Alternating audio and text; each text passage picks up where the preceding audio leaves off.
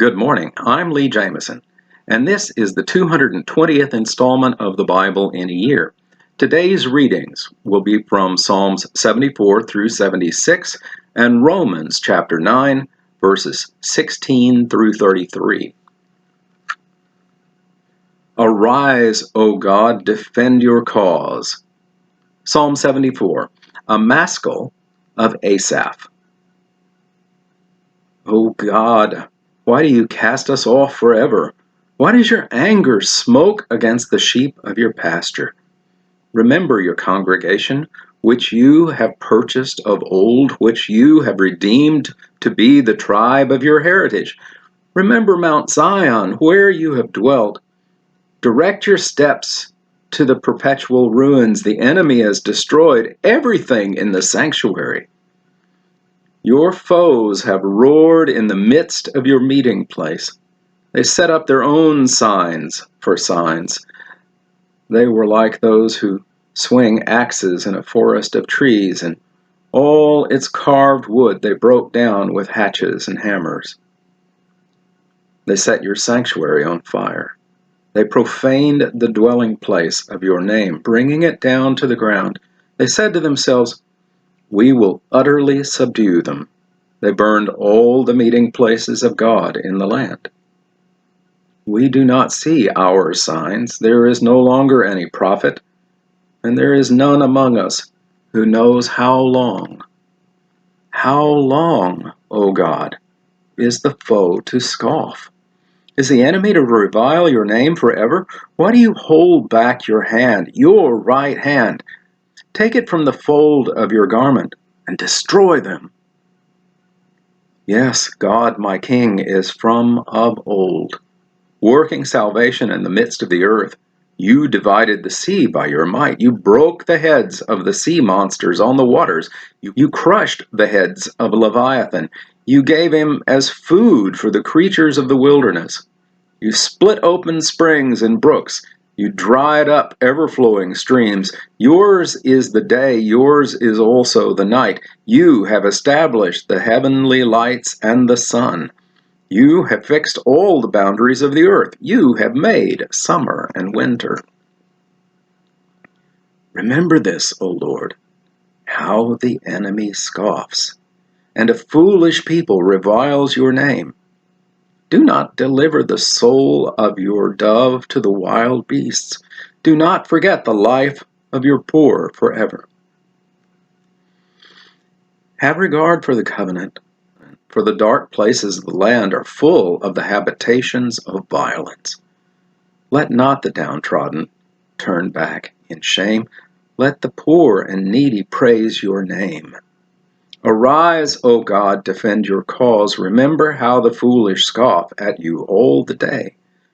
Do not forget the clamor of your foes, the uproar of those who rise against you, which goes up continually.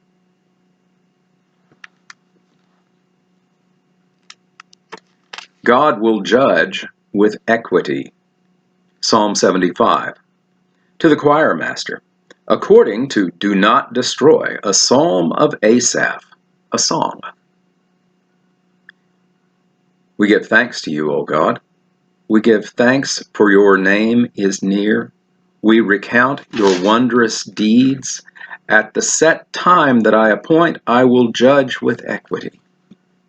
When the earth totters, and all its inhabitants, it is I who keep steady its pillars. I say to the boastful, do not boast, and to the wicked, do not lift up your horn. Do not lift up your horn on high or speak with haughty neck. For not from the east or from the west, and not from the wilderness comes lifting up, but it is God who executes judgment, putting down one and lifting up another. For in the hand of the Lord there is a cup with a foaming wine well mixed, and he pours out from it, and all the wicked of the earth shall drain it down to the dregs. But I will declare it forever. I will sing praises to the God of Jacob. All the horns of the wicked I will cut off, but the horns of the righteous shall be lifted up. who can stand before you? Psalm 76. To the choir master, with stringed instruments, a psalm of Asaph, a song. In Judah God is known, his name is great in Israel. His abode has been established in Salem, his dwelling place in Zion. There he broke the flashing arrows, the shield, the sword, and the weapons of war. Glorious are you, more majestic than the mountains of prey. The stout-hearted were stripped of their spoil, they sank into deep. All the men of war were unable to use their hands. At your rebuke, O God of Jacob, both rider and horse lay stunned. But you are to be feared. Who can stand before you when once your anger is roused? From the heavens you uttered judgment, the earth feared and was still, when God arose to establish judgment, to save all the humble of the earth. Surely the wrath of man shall praise you, the remnant of wrath you will put on like a belt. Make your vows to the Lord your God, and perform them. Let all around him bring gifts. To him who is to be feared, who cuts off the spirit of princes, who is to be feared by the kings of the earth. And that concludes the reading in the Psalms. And now, Romans 9, verses 16 through 33.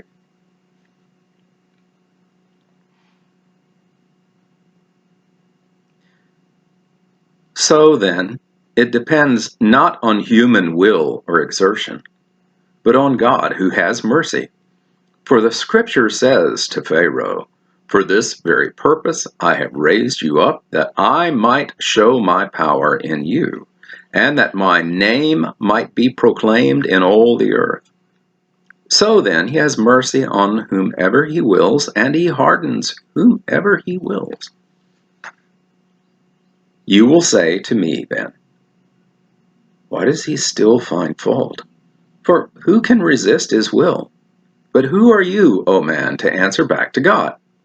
Will what is molded say to its molder, why have you made me like this?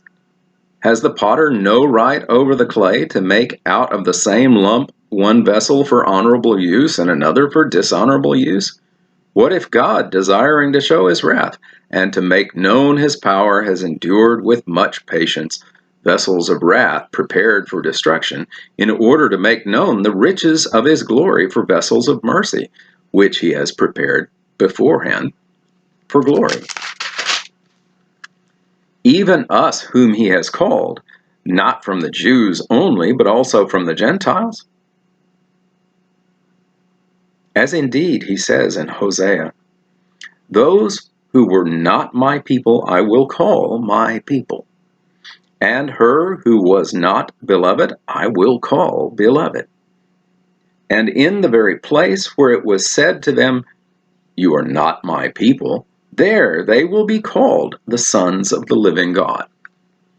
And Isaiah cries out concerning Israel, "Though the number of the sons of Israel be as the land of the sea, only a remnant of them will be saved. For the Lord will carry out his sentence upon the earth fully and without delay." And as Isaiah predicted, if the Lord of hosts has not left us offspring, we would have been like Sodom and become like Gomorrah. Israel's unbelief. What shall we say then?